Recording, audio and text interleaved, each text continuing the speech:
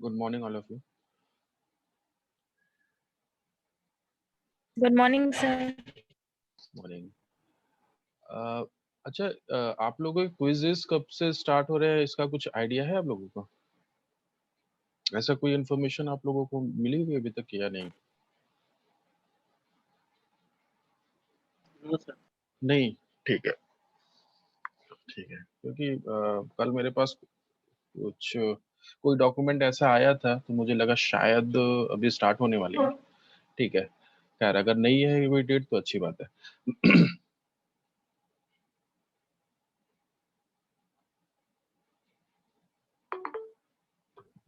Sir pre reminder का notice आया था, उसमें लिखा था सर 11 जून से स्टार्ट होगा। 11 जून 11 जून से स्टार्ट होंगे, काफी लेट है। Yes sir. अच्छा 11 जून, ठीक है, यानी कि ओके, ठीक है, ठीक है। अभी आज 4 है, हाँ तब तक तो हम लोग ठीक है। तब तक तो यूनिट 1 क्या 2 सेकंड, आज मैं वैसे यूनिट सेकंड स्टार्ट करने वाला हूँ। यूनिट फर्स्ट के जो भी टॉपिक अभी रह गए हैं, एक दो टॉपिक जो रह गए हैं वो मुझे ऐसा लगता है कि अगर मैं अभी पढ़ाऊंगा तो वो समझ में आएगा नहीं, क्योंकि अभी आप लोग को बेसिक कॉन्सेप्ट जो है वो क्लियर नहीं है।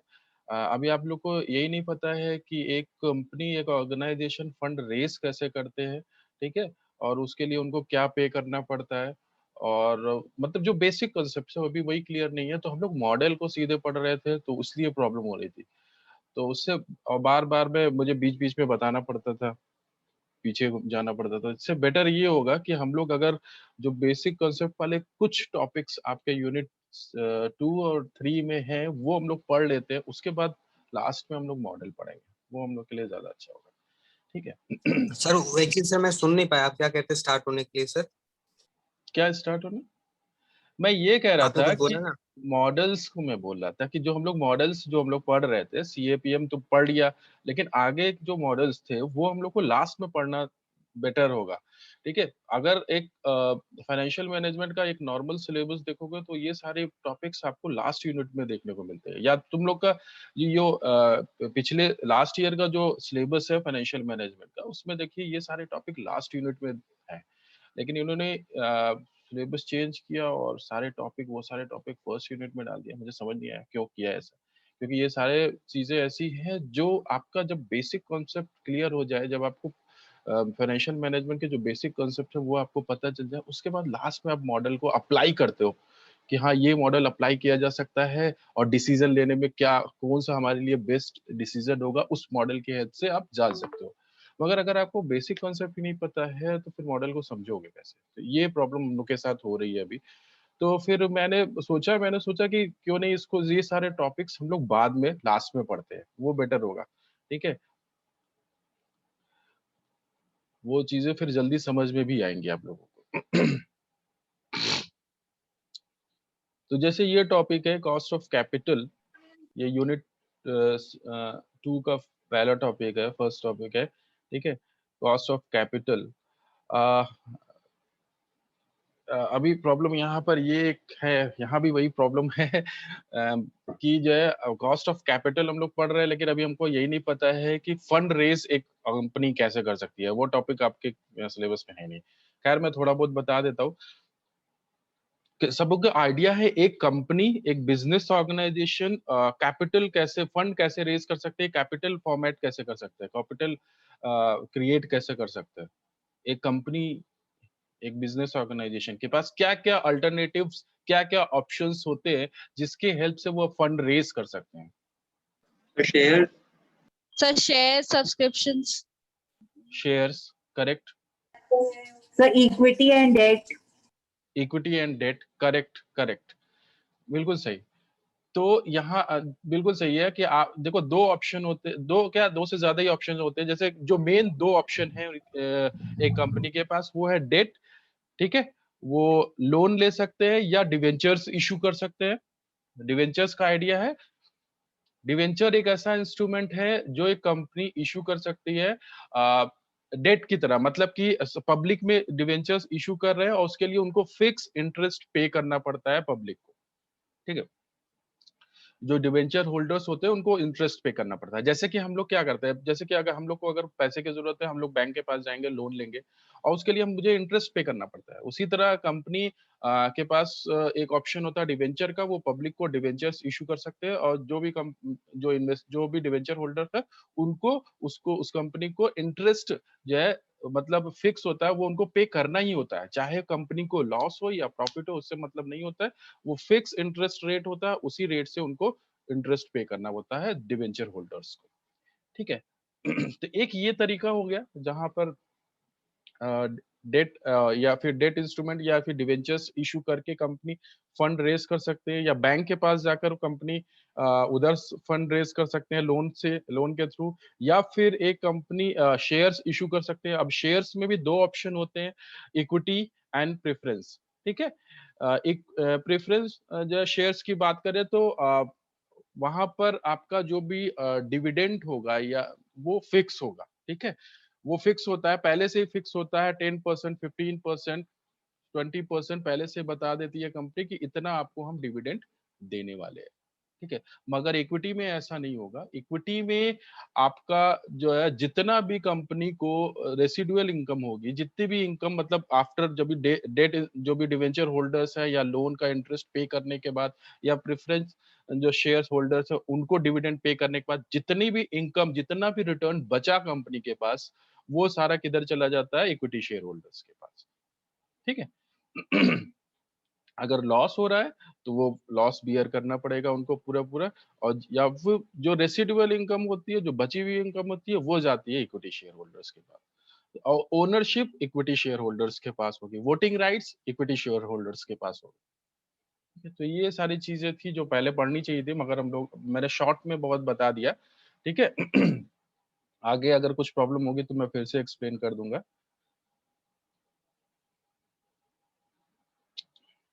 तो यहाँ पर हम लोग कॉस्ट ऑफ कैपिटल में क्या करने वाले हैं, ये जो फंड हम लोग ने रेस किया हुआ है जो अलग अलग सोर्सेस से, इनकी कॉस्ट निकालनी है कि एक कंपनी को क्या कितना पे करना पड़ रहा है ये फंड को रेस करने में।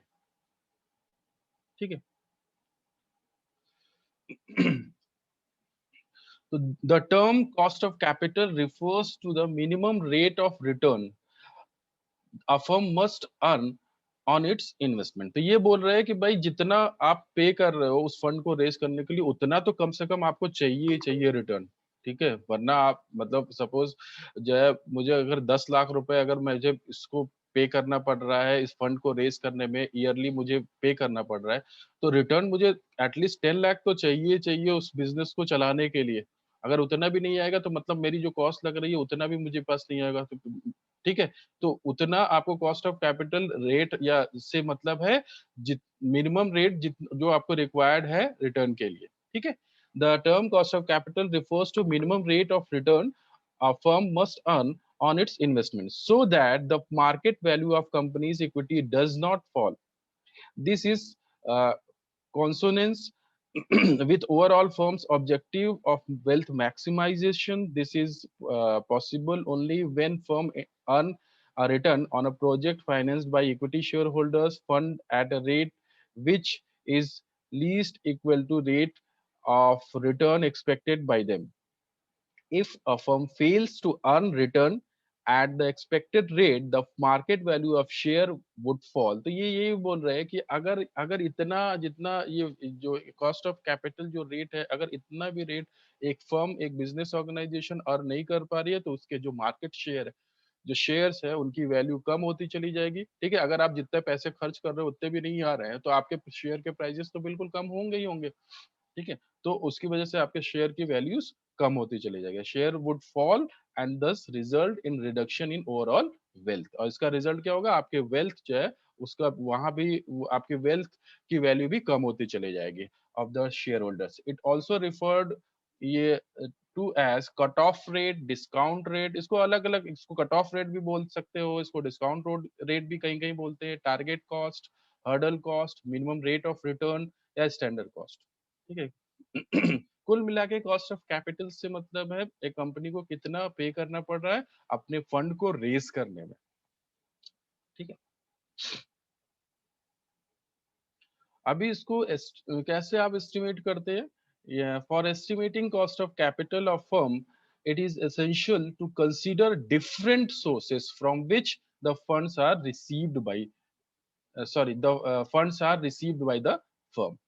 ठीक है, जो अलग अलग सोर्सेज है आपको उन सबको यहाँ पर कंसीडर करना है, चाहे वो इक्विटी हुआ या फिर उसका डेट हुआ या प्रेफरेंस हुआ, ठीक है, या रिटेन अर्निंग्स हुए, हर एक सोर्सेज को आपको कंसीडर करना है यहाँ पर. It includes debt financing, preference, retained earning and equity capital. The cost of each component of capital has its cost called specific cost of capital. तो यहाँ हम लोग क्या करने वाले हैं, एक जो भी इंडिविजुअली हर एक जो भी सोर्सेज है सबकी हम कॉस्ट निकालने वाले हैं और फिर सबको फिर हम लोग फिर उसका फिर ऐड कर देंगे, वो हमारा weighted average cost of capital हो जाएगा. ठीक है, तो पहले इंडिविजुअली हम लोग देखेंगे, उसके बाद लास्ट में वेटेड जो जो जो सबका कंबाइंड जो हमारे कॉस्ट ऑफ कैपिटल होगा, सब सब सारे जो भी सोर्सेस है उसमें सारे रेट हम लोग ऐड करेंगे और उसके बाद वो हमारा कंबाइंड यानी टोटल कॉस्ट ऑफ कैपिटल वो निकल के आ जाएगा. ठीक है, when these are combined the और total effect of cost of procurement of such capital from different sources is called overall or weighted average cost of capital. उसको बोलते हैं जो लास्ट में जो सारे हम लोग सोर्सेस के से जो भी कॉस्ट मेरी आ रही है,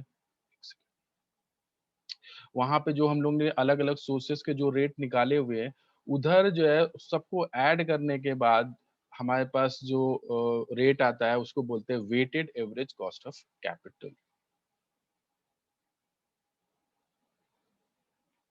देखिए मैं नेक्स्ट क्लास से ये प्रॉब्लम मुझे बहुत ज्यादा हो रही है. अब मैं नेक्स्ट क्लास से आप लोग टाइम पर आया करिए, वरना मैं एडमिट नहीं करूंगा किसी को भी.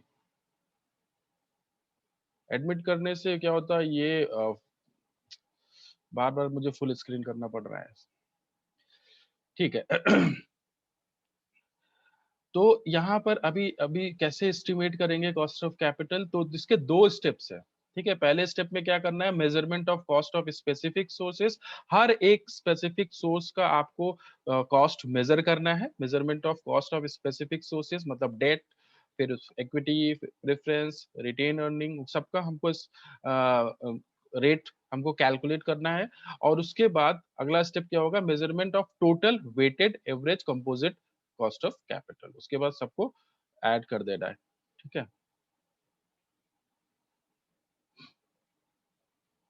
ये सारे सोर्सेज है हो सकते हैं. मेजरमेंट ऑफ कॉस्ट ऑफ, पहले फर्स्ट स्टेप में क्या करना है, cost of debt, cost of equity, cost of preference, cost of retained earning.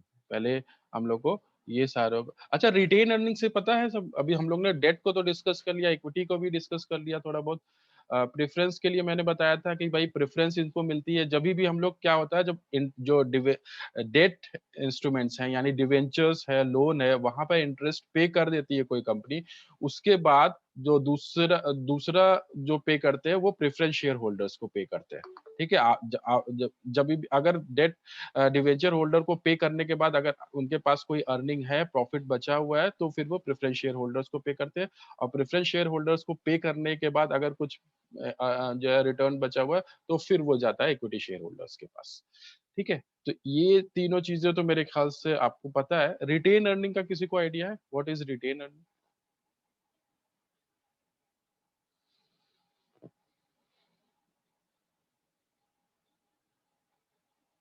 नहीं पता है. अच्छा, तो देखिए ये रिटेन अर्निंग से मतलब है ये भी एक तरह का सोर्स है आपके कैपिटल का, आपके फंड का सोर्स है. आपने क्या, एक कंपनी ने क्या किया, डिवेंचर होल्डर्स को इंटरेस्ट पे कर दिया, इक्विटी प्रेफरेंस शेयर होल्डर्स को डिविडेंड पे कर दिया, फिर इक्विटी शेयर होल्डर्स के लिए सारा बचा हुआ तो इक्विटी शेयर होल्डर्स का है. लेकिन वो सारा बचा हुआ इक्विटी शेयर होल्डर्स को ना पे करके, थोड़ा बहुत पे करके और थोड़ा सा बचा लिया, उसको बोलते हैं रिटेन अर्निंग. ठीक है, वो फॉर री इन्वेस्टमेंट मतलब उसको वापस फिर से इन्वेस्ट करने के लिए, वापस उसको बिजनेस में वापस फिर से लगाने के लिए जो पैसे वो बचा लेते हैं, उसको बोलते हैं रिटेन अर्निंग. ठीक है,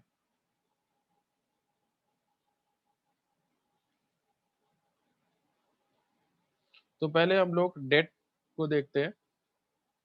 कॉस्ट ऑफ डेट कैसे कैलकुलेट करना है. Cost of debt is the contractual rate of interest और कूपन रेट, ठीक है। डेट इंस्ट्रूमेंट्स के जो भी इंटरेस्ट है उसको कूपन रेट भी बोला जाता है, ठीक है। तो क्योंकि वो पहले से आप फिक्स कर लेते हो। पेबल ऑन डेट, डेट में बी इशूड, जो डेट इंस्ट्रूमेंट्स होते हैं या डिवेंचर्स जो होते हैं, ठीक है, वो इशू किए जा सकते हैं एट पार, मतलब जो वैल्यू है उस डिवेंचर की उसी वैल्यू पर इशू किया गया। एट प्रीमियम मतलब सपोज 100 रुपीज का वो डिवेंचर है, उसको आपने 110 में बेच दिया तो वो एट प्रीमियम हो गया। एट पार मतलब 100 का है, वो 100 में ही इशू किया, ठीक है, तो वो एट पार हो गया। और डिस्काउंट यानी कि 100 का है वो 90 में इशू किया गया, ठीक है। तो डेट डिवेंचर्स जो है एट पार, एट प्रीमियम और एट डिस्काउंट तीनों तरह से इशू किए जा सकते हैं, ठीक है। इट मे बी परपेचुअल और रिडीमेबल। परपेचुअल मतलब ऐसी चीज जो हमेशा चलती चली जाएगी, मतलब वो कभी वो ऐसा डिवेंचर जो कभी मेच्योर नहीं होगा, ठीक है। नॉर्मली ज्यादातर डिवेंचर्स जो होते हैं वो रिडीमेबल होते हैं, मतलब जो उनमें एक ड्यूरेशन होता है, एक टाइम पीरियड होता है कि हाँ 5 साल 10 साल 15 साल जो भी उनका ड्यूरेशन होता है कि हाँ इतने साल का वो डिवेंचर है, 10 साल के बाद ये मेच्योर हो जाएगा और जितने भी पैसे आपने लगाए वो आपको मिल जाएंगे। 10 साल तक आपको इंटरेस्ट मिला, उसके बाद वो पैसे आपको मिल जाएंगे, वो मेच्योर हो जाएगा, ठीक है। मगर दोनों तरह के होते हैं, परपेचुअल भी होते हैं जो हमेशा चलते रहते हैं, जब तक कंपनी है तब तक वो चलते रहेगा और आपको पैसे इंटरेस्ट के मिलते रहेंगे। The technique of computation of cost in each case has been explained as follows. अभी हम लोग बात करते हैं सबसे पहले ऐसे डेट, ऐसे डिवेंचर जो एट पार जो इशू किए जा रहे हैं। Generally cost of debt debenture और लॉन्ग टर्म डेट, ठीक है। डेट से मतलब है यहाँ पे debentures and long term debt, दोनों को हम लोग इस यहाँ पर इंक्लूड करते हैं, ठीक है। is defined in terms of rate of return that the debt investment must yield to protect the shareholder interest, ठीक है। मिनिमम जो इनको इतना तो आना ही चाहिए, जो भी इंटरेस्ट रेट है जितने भी पे करना पड़ रहा है डिवेंचर डिवेंचर होल्डर्स को या फिर बैंक को, उतना तो कंपनी को अर्न करना ही करना है, ठीक है। दस the before tax cost of debt is simply, अच्छा यहाँ पे दो चीजें, आप बिफोर टैक्स मतलब अगर डेट इंस्ट्रूमेंट होगा तो वहां पर टैक्स भी पे करना पड़ेगा, ठीक है, टैक्स पे करना पड़ता है जो गवर्नमेंट को पे करना पड़ता है। तो जो है यहाँ पर हम लोग दोनों चीजें कैलकुलेट करेंगे, बिफोर टैक्स कितना कॉस्ट ऑफ कैपिटल होगा या कॉस्ट ऑफ डेट होगा, या और आफ्टर टैक्स कितना कॉस्ट ऑफ डेट होगा, ठीक है। हमें जो मतलब है आफ्टर टैक्स से मतलब है, जो हमारा कैलकुलेशन जो आगे हम लोग weighted cost of capital calculate करने वाले हैं उसमें हम कंसीडर करते हैं cost of debt after tax, ठीक है। जो भी हमारी कॉस्ट है, सपोज 10% इंटरेस्ट है, 10% मुझे इंटरेस्ट पे करना पड़ रहा है और सपोज 30% टैक्स है तो -30% यानी 7% जो है वो होगा कॉस्ट ऑफ डेट, ठीक है। तो ये cost of debt before tax बता रहे हैं कि भाई इंटरेस्ट, जो भी इंटरेस्ट होगा उसको आप डिवाइड कीजिए प्रिंसिपल से, मतलब सपोज मैंने जैसे बोला कि 10 रुपए में 100 रुपए का डेट है मेरे पास, 10 रुपए मैं इंटरेस्ट पे कर रहा हूँ, तो 10 डिवाइडेड बाई 100 वो आ जाएगा 10%। वो तो एकदम इजी है, मगर इतना आसान नहीं है, यहाँ पर आगे देखते हैं।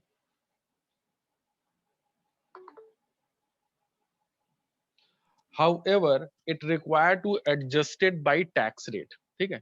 The interest payable is admissible deduction by computing the taxable income। तो अभी हमको केवल 10% नहीं, हमको टैक्स भी उधर से माइनस करना है। It will considerable reduce the cost of debt capital. This can be expressed as follows। तो यहाँ पर क्या कर रहे हैं, कॉस्ट ऑफ डेट निकालने की, आई से मतलब है इंटरेस्ट रेट पेबल, ठीक है, ब्रैकेट में 1 - टी यानी कि टैक्स रेट, ठीक है, 1 - टैक्स रेट, तो ये आपका आ जाएगा कॉस्ट ऑफ डेट। सिंपल सा फॉर्मूला है, आई इंटरेस्ट रेट ब्रैकेट में 1 - T, 1 - tax rate, okay.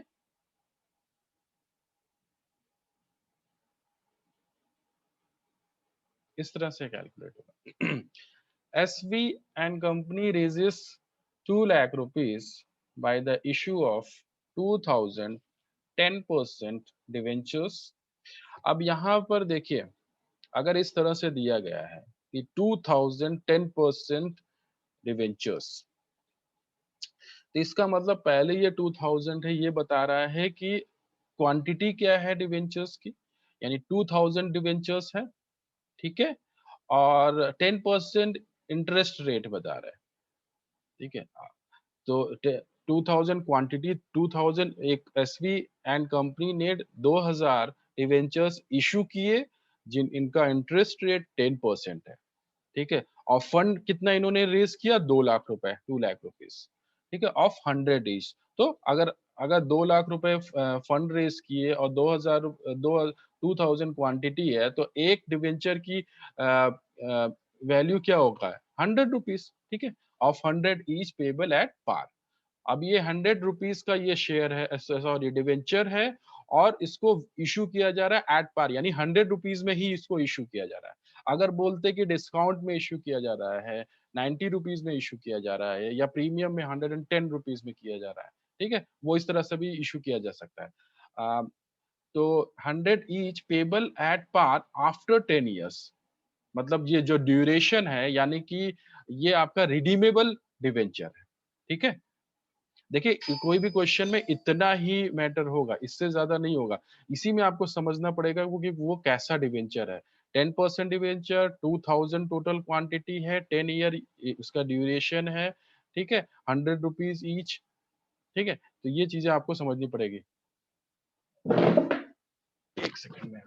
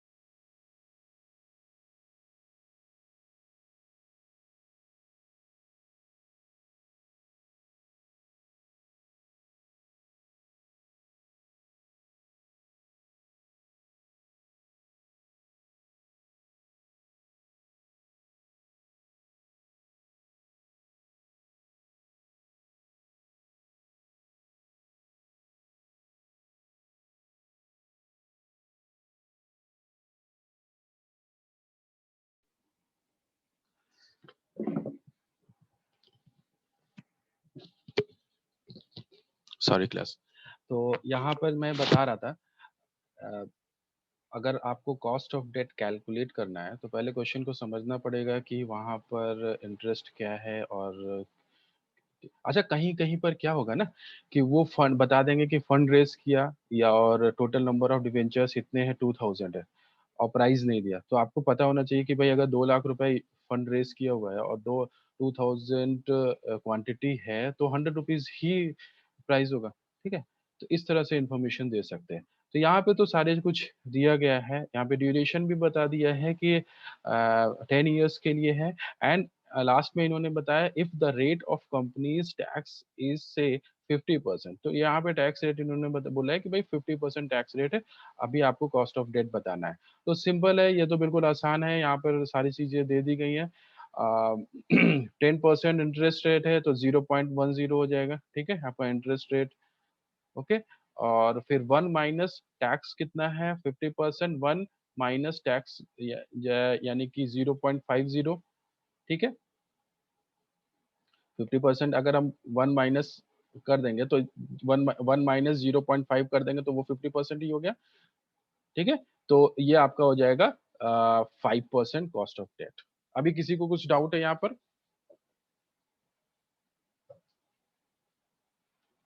No sir. नहीं है? No, sir. ठीक है, ठीक।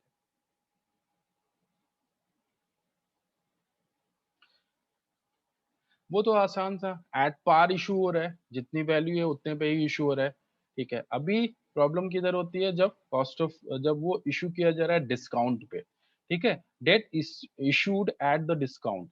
The cost of debt issued at discount can be computed as cost, यहाँ पे देखिए फॉर्मूला दिया गया है, interest divided by net proceeds, यानी नेट प्रोसीड्स से मतलब है फेस वैल्यू माइनस डिस्काउंट। जहाँ जो पिछला क्वेश्चन था उसमें जो फेस वैल्यू थी वो 100 रुपीज थी और 100 रुपीज में ही उसको इशू कर दिया गया, मगर यहाँ डिस्काउंट पे इशू कर रहे हैं तो इसलिए interest rate divided by net proceed, net proceed से मतलब है फेस वैल्यू माइनस डिस्काउंट, ठीक है, इनटू 1 माइनस टी, वो पहले की तरह ही है, यानी कुछ इस तरह से यहाँ पे कैलकुलेट किया जाएगा। अशोक कंपनी इशू 80,000, ठीक है, 80,000 9% डिवेंचर्स एट डिस्काउंट ऑफ 5%। तो इसी से आपको समझना पड़ेगा कि भाई जो इशू कर रहा है, फंड रेज कर रहा है, वो 80,000 रुपए, 80,000 रुपीज वो फंड रेज कर रहे हैं, 9% डिवेंचर्स है यानी 9% इंटरेस्ट रेट है, और डिस्काउंट पे इशू किया जा रहा है, ठीक है, यानी कि डिस्काउंट पे इशू किया जा रहा है, यानी 5% डिस्काउंट पे इशू किया जा रहा है, यानी कि जितना भी वैल्यू उसका, उसमें से जो भी फेस वैल्यू उसमें से 5% कम पे इशू किया जा रहा है। तो the rate of tax is 50%। तो यहाँ पर बहुत ज्यादा इंफॉर्मेशन नहीं दी गई है इस क्वेश्चन में, तो इसलिए हम क्या करेंगे, जितनी इंफॉर्मेशन है उस बेसिस पे हम लोग कैलकुलेट करेंगे। यहाँ पे पहले इंटरेस्ट आपको 80,000 टोटल इंटरेस्ट निकालेंगे, क्योंकि देखिए परसेंटेज में तो उतना ही आना है, अगर हम टोटल देख रहे हैं तो टोटल फिर हम फंड के साथ भी जाएंगे, अल्टीमेटली एंड में तो परसेंट तो उतना ही आएगा, ठीक है। अगर हम एक डिवेंचर को ले रहे हैं या जितने डिवेंचर्स इशू किए जा रहे हैं सबको कंसीडर कर रहा है, ठीक है। तो यहाँ पर जो इंटरेस्ट है यानी 80,000 का 9%, क्योंकि हमें क्वांटिटी तो पता नहीं है, कितने नंबर ऑफ डिवेंचर्स पता नहीं है, एक डिवेंचर की वैल्यू कितनी है वो पता नहीं है, तो हमने पूरे का इंटरेस्ट ले लिया, ठीक है, पूरे का, यानी 80,000 का 9% यानी कि 7,200 रुपीज, ठीक है। और P यानी नेट प्रोसीड की वैल्यू क्या होगी, 80,000 माइनस 5%, यानी कि 76,000। बाकी चीजें वैसे ही करनी, इनटू 1 माइनस टैक्स, ठीक है।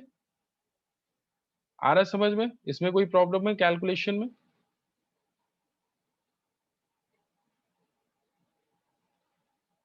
आप लोग एक बार खुद से करके देख लो कुछ। नेट प्रोसीड एक बार बता दीजिए। नेट प्रोसीड से मतलब है यहाँ पर आपका जो भी फेस वैल्यू है, ठीक है, माइनस डिस्काउंट, यानी कि जो वैल्यू है शेयर डिवेंचर की, वो अगर जो है एक अशोक जो कंपनी है 80,000 रुपीज अगर टोटल इशू कर रहे हैं, ठीक है, डिवेंचर इशू कर रहे हैं 80,000 के, लेकिन वो डिस्काउंट पे इशू कर रहे हैं, डिवेंचर की वैल्यू तो 80,000 है, 80,000 रुपए उसकी वैल्यू है, मगर वो डिस्काउंट 5% डिस्काउंट पे इशू कर रहा है, तो जो आपका नेट प्रोसीड होगा वो 80,000 माइनस 5, ठीक है। Yes sir. तो अगर 80,000 का मैं 5% देखूं तो वो 4,000 है, ठीक है, 5%, 4,000, तो 80,000 माइनस 4,000 यानी कि 76,000, ये आपका नेट प्रोसीड है 76,000। तो यहाँ कुल मिला के अगर हम लोग फॉर्मूला एक बार भूल जाते हैं तो कुल मिला के यहाँ पर क्या देखा गया है, इंटरेस्ट जो 7,200 रुपीज है वो कितना परसेंट है नेट प्रोसीड का, वो हमें पता करना है और उसके बाद टैक्स उसमें से माइनस कर देना है। ठीक है, मतलब मुझे इंटरेस्ट पे करना पड़ रहा है 80,000 रुपए पे, इंटरेस्ट तो मुझे पूरी जो टोटल वैल्यू है, फेस वैल्यू है, उसी पे करना है कंपनी को।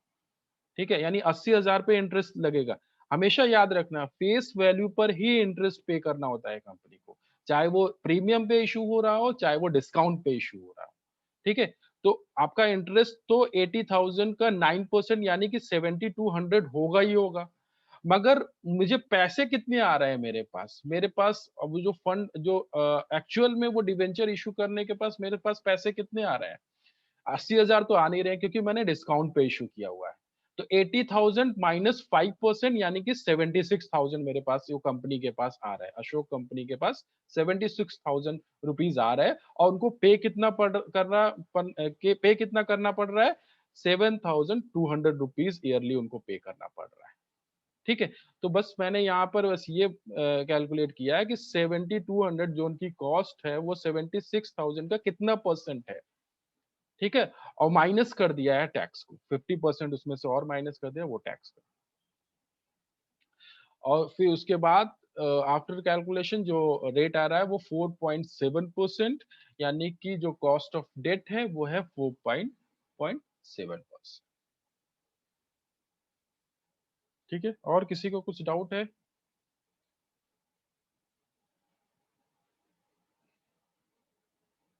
अभी अगर डेट यानी डिवेंचर को इशू किया जा रहा है प्रीमियम पे, यहाँ भी वही सेम चीज है, अप्लाई होगी जो हम लोग ने लास्ट क्वेश्चन में किया है, मगर प्रीमियम पे इशू कर रहा है तो यहाँ पर जो आपका नेट प्रोसीड है वो होगा फेस वैल्यू प्लस प्रीमियम। ठीक है, यानी फेस यानी जो है फेस वैल्यू जो आपका सपोज 100 रुपीज है और प्रीमियम आपका 10 रुपीज है, यानी 110 रुपीज पे आपने पे कर आपने इशू किया हुआ है डिवेंचर को, तो आपका नेट प्रोसीड हो जाएगा 110। ठीक है, और आपको लेकिन इंटरेस्ट मिलेगा 100 रुपए पे ही, जो भी डिवेंचर होल्डर होंगे उनको 100 रुपए पे ही इंटरेस्ट मिलेगा। ठीक है, यानी कि अगर 10% है तो वो 10 रुपीज ही इंटरेस्ट मिलेगा, मगर एक्चुअल में उसको पे करना पड़ा कितना, 110 रुपीज। तो यहाँ पर हम देखेंगे 10 रुपीज 110 का कितना परसेंट है, माइनस टैक्स। ठीक है, वही फॉर्मूला, वैसी तरह से फॉर्मूला है यहाँ पर। देखिए यहाँ पे फॉर्मूला तो वही सेम है, तो उसको तो हम लोग को देखने की जरूरत नहीं है, बाकी बस केवल नेट प्रोसीड यहाँ पे चेंज किया गया है, फेस वैल्यू प्लस प्रीमियम। ये क्वेश्चन देख लेते हैं। B limited issue 1,00,000 9% debenture at a premium 10%। ठीक है, बी लिमिटेड ने इशू किया शेयर डिवेंचर्स जिसका जो 10% प्रीमियम पे किया। ठीक है, प्रीमियम पे इशू किया, यानी कि 10% अगर हम और इंक्रीज करना पड़ेगा, यानी नेट प्रोसीड हो जाएगा आपका 1,10,000। ठीक है, 9% इंटरेस्ट जो मिलेगा डिवेंचर होल्डर को वो 1,00,000 रुपए पर ही मिलेगा। ठीक है, द कॉस्ट ऑफ फ्लोटेशन, अच्छा ये कॉस्ट ऑफ फ्लोटेशन भी बता रहे हैं कि वो ट्रांजेक्शन्स जो हुए, जो डिवेंचर्स इशू किए गए, ठीक है, वो ट्रांजेक्शन्स जो हुए उस वहां पर 2% इनका इंटरेस्ट सॉरी कॉस्ट भी लग गई। ठीक है, तो वो आप माइनस कर दोगे इसमें से। The tax rate is 60%, the tax rate applicable is 60%, compute cost of debt capital. तो वैसा ही कुछ है, बस यहाँ पर इन्होंने क्या किया है, टैक्स रेट को सॉरी फ्लोटेशन जो रेट है यानी कि वो माइनस कर दिया है जो आपका नेट प्रोसीड है उसमें से। ठीक है, यानी कि 1,00,000 रुपए फेस वैल्यू, टोटल जो वैल्यू है डिवेंचर्स की, प्लस प्रीमियम 10%। ठीक है, प्लस प्रीमियम 10% माइनस 2% जो आपका फ्लोटेशन है, फ्लोटेशन कॉस्ट जो है 2%, 2% इसका जो टोटल वैल्यू 1,00,000 रुपए है उसका। ठीक है, तो ये आपका माइनस हो जाएगा इसमें से और इसके बाद माइनस होने के बाद जो वैल्यू आएगी, जो नेट प्रोसीड वैल्यू आएगी 1,07,800 रुपीज। ठीक है, नेट प्रोसीड वैल्यू 1 लाख, जो आपका प्रोसीड वैल्यू होगी 1,07,800 रुपीज। इंटरेस्ट आपका 9,000 है, तो प्रोसीड वैल्यू आ गई, इंटरेस्ट आ गया आपके पास, आपको उसी तरह से उसी फॉर्मूले पे रख देना है, यानी कि 9,000 डिवाइडेड बाई 1,07,800 माइनस टैक्स, यानी 1 माइनस टी। ठीक है, ये आपका माइनस हो जाएगा और आपका जो कॉस्ट ऑफ डेट निकल के आएगा वो आएगा 3.34%।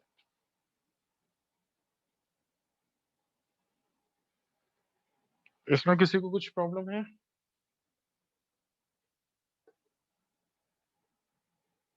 Excuse me sir. हाँ बिल्कुल, बताओ। सर इसमें तो नहीं है जो हम लोग का, जैसे कि जब भी हम लोग कंपनी के लिए कोई भी रेस फंड करते हैं या तो वो इक्विटी के थ्रू करते हैं या डेट के थ्रू। फिर हम लोग मतलब debt through करते हैं तो इसकी cost of debt तो वही आता है जो हम लोग डेट नहीं, इशू वॉइस कर रहे क्लियर हैं। नहीं थी तुम्हारी, फिर से बताओ, वॉइस क्लियर नहीं है। हेलो हाँ अभी बताओ, अभी ठीक है। सर, अब आ रही है? हाँ अभी ठीक है। सर मैं ये पूछ रही थी कि कभी भी हम लोग जब फंड रेज करते हैं कंपनी के लिए, या तो वो इक्विटी के थ्रू करते हैं या डेट के थ्रू करते हैं। ठीक है, तो या डेट, तो नहीं, दोनों हाँ के तो साथ भी चल सकते हैं, ऐसा नहीं है कोई कि या तो ऐसा नहीं होता। आप डेट भी ले सकते हो, इक्विटी भी ले सकते हो, दोनों का कॉम्बिनेशन ले सकते हो। ठीक है, हाँ फिर आगे। Okay sir. हम्म, सर तो डेट के थ्रू जैसे अगर हमने अभी किया तो जो कॉस्ट ऑफ डेट है, तो उसमें जो हमने इशू किया है जो भी डेट, तो उस पे जो इंटरेस्ट पे कर रहे हैं तो वो हमारा कॉस्ट ऑफ डेट हुआ। करेक्ट। सर, हाँ तो सर आपने जो एक चीज बताई थी कि जैसे कि कुछ मेच्योरिटी वाले डेट भी होते हैं और कुछ हाँ इमेच्योरिटी वाले की हाँ, एक रिडीमेबल बार होते हैं। पेबल भी हो जाते हैं, तो सर वो ठीक, किस टाइप के होते हैं? सर वो एक बार क्लियर कर दीजिए। किस टाइप के होते हैं मतलब? अगर देखो सर फंड की जैसे कि जरूरत। अगर जो मेच्योर, हाँ तो जो अगर मेच्योर हो गए एक पीरियड के बाद हमें मिल गया जैसे जो अमाउंट, तो सर वो हाँ, तो हमारे लिए एसेट टाइप हो गया। अमाउंट मैं, तुम इन्वेस्टर की बात कर रहे हो या कंपनी की बात कर रहे हो? अगर पैसा, पूरा पैसा मिल गया मुझे मैच्योर होने पे, यस सर। इन्वेस्टर की बात कर रहे हो? देखो, यस सर। ज्यादातर जो डिवेंचर्स होल्डर होते हैं, डिवेंचर सॉरी, जो ज्यादातर जो डिवेंचर